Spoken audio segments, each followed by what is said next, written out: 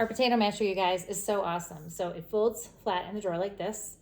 Push it, go up like this, and we are gonna mash our potatoes for our pierogies. Now I just have sour cream in here, some butter, a little bit of milk, salt and pepper. I don't know if my grandma used sour cream in her mix actually, but that's what I'm gonna do. And I'm gonna add some cream cheese later. I just boiled my potatoes. I could have done them in the quick cooker, but I only had 2 potatoes, so I just did them on the stove, which was really easy. You can see my potatoes are all mashed really easily. And that's it. That's gonna be our mix for our pierogies. I love this potato masher. I love it because it's nice and sturdy. It's not flimsy. And I love it that it folds flat. I love it that it just does the job so easily. We're done. Less than a minute, you guys. That's the power of good tools. I think I might add.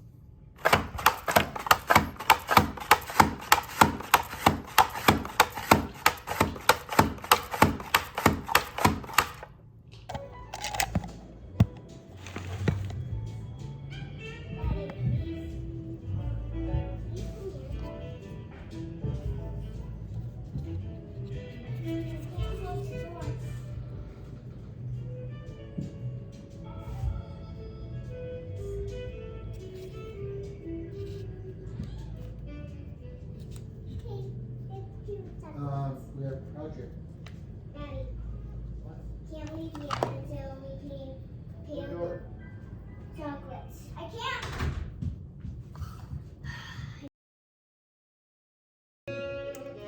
It's pierogi time. So we just made our dough and it's been sitting for a couple of hours with a wet towel on top.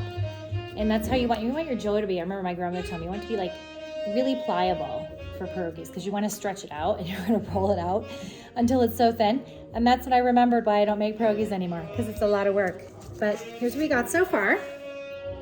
You see how beautiful they are? And you guys, this is our new product, the pastry and pie cutter. So I use this to create my size. I'm making bigger ones, kind of empanada size, but that's okay because I don't want to make a bunch of little ones. And then I'll put this across here and fill it with the cottage cheese, cheddar cheese, and the potato mixture, which is sour cream, now caramelized onions, butter, salt, and milk. I forgot something, and potatoes, of course. And then I'll turn it over like this, and it'll press it down. And that's how I get that really nice seal. Now, when I made these last time, in 2010, I used a fork. That's typically what my grandma did. So this is just like kind of more of a shortcut way to do it. You just want to make sure they're sealed all the way. And also when you're sealing them, you want to put a little water on the edges. I remember that's something my grandmother always did, so that the dough will definitely seal because you don't want the filling to come out. I had one that kind of popped that I overfilled. You also want to make sure you don't overfill them. So I'm using, just trying to make sure I don't overfill them, I'm using a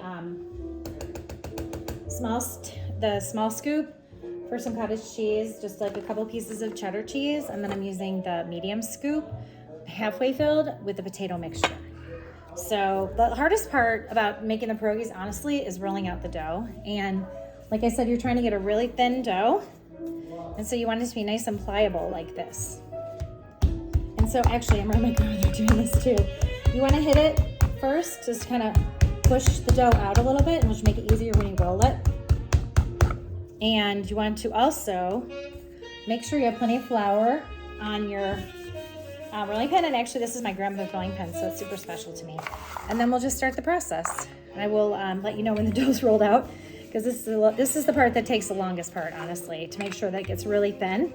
And you put a lot of body weight into rolling, which I remember, this is why I don't make pierogies every year. Once every, 2010, so 11 years, I guess. I had a dinner party where I made 8 dishes from scratch, and I made the pierogies.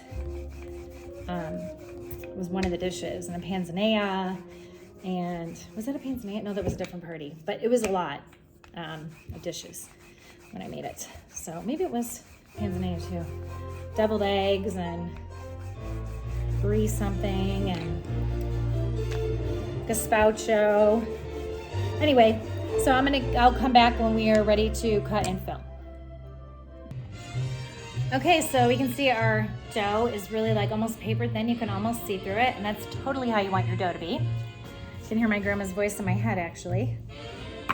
And I'm just gonna take my cutter here, dust a little flour, and make my circles. I'm gonna try to maximize my dough because I don't want to roll up the dough again. Because this really is the hardest part of it, is getting this dough like that paper thin consistency. So I'm probably gonna get about 5, which is what I'm getting on each one, which is okay. So we don't need, these are really big, so I don't need a lot of them. Let's see if I can get 5. I think I can get 5. This is what you call ultimate space maximization. I get one here. Might only get 4, I'm gonna have to roll it again. I'm gonna stretch this out just a little bit more. See how that dough stretches? That's that pliability that you want. And we'll get one more without rolling it. Okay, so then I'm gonna take I have water, and I'm just gonna dip my fingers in the water and go around the edges. And then what I'm gonna do with the pie and pastry cutter is I'm just gonna pinch it on here. So it's gonna get that nice seal. This might be too thin, I'm not sure, we'll see. So I'm definitely not gonna overload this one. I'm gonna put a little cottage cheese with my scoop in here, just like that. I'm gonna do a little cheddar. So I'm kind of mixing these up a little bit. We do a meatless meal on Christmas Eve, was my tradition growing up, so I'm trying to continue that tradition. So I'm making these a little bit more hearty. I'd love to throw some bacon in them, that'd be really good. So I'm gonna push that down, and then I'm gonna go ahead and push it like that, and see how it's keeping everything in there nice. See that nice there? And then once I think it's pinched good enough, I'm gonna lift it carefully. It seems like a lot of work for one, but I think it's about the same amount of work if you did it the other way too. And you're just gonna roll it off like that. Get a nice seal there. And you can see I have all of these done. So yeah, that's what I'm just gonna keep doing. I'm gonna keep doing this. Dip a little water. The water is key, you guys, because that's gonna give you the good seal. Completely forgot about that. And then like I said, I'm just gonna pinch them on here so I know they're gonna stretch all the way across. And just pop it in here like this. And you could do this if you were doing empanadas with meat. Like I said, this is a meatless meal for us. So I'm keeping to that. I'm just gonna put a little cottage cheese. Typically you would do farmer's cheese. I didn't find it at the market today, so I'm just doing cottage cheese, which is just as good. And you could do cheddar. If you weren't doing meatless, you could do something like bacon in it. We did that one year when we bought them. And then you're just gonna fold it over and press. And these are just gonna be gorgeous. And what we're gonna do is we're gonna freeze them like this, and then we're just gonna boil them and saute them. I actually might boil them now and then freeze them, I'm not sure, but I'll think about that, how much more work I wanna do today. And pierogies are work, but it's one of those labors of love. And super special to me because it definitely reminds me of all the years enjoying these at my grandmother's home. And especially commemorative when I get to use her rolling pin, which I pull out on occasions when I'm doing special things. We have a baker's roller with Pampered Chef that I love, which is great for pizzas and stuff, but this baby is memories for me, so it holds a lot of near and dear memories to my heart. I'm really grateful to have it.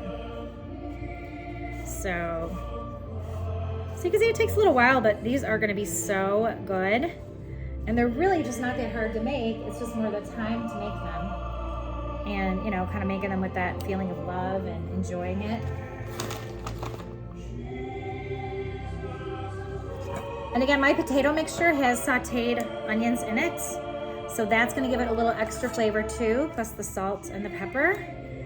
And oh my gosh, they're just gonna be so good. I wish my Ohio family was here to enjoy them with us, because this is a definite big family memory for us making these. Or my grandma making these, rather. We just ate them, she just made them. All right, you guys, so you get the idea. Let's get this one off of here and show you one more.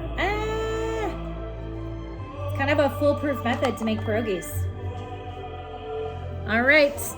We got a couple more to go, and I got another round of flattening of the dough to go, and then we're good to go, and these are gonna be for Christmas Eve. Bye, guys.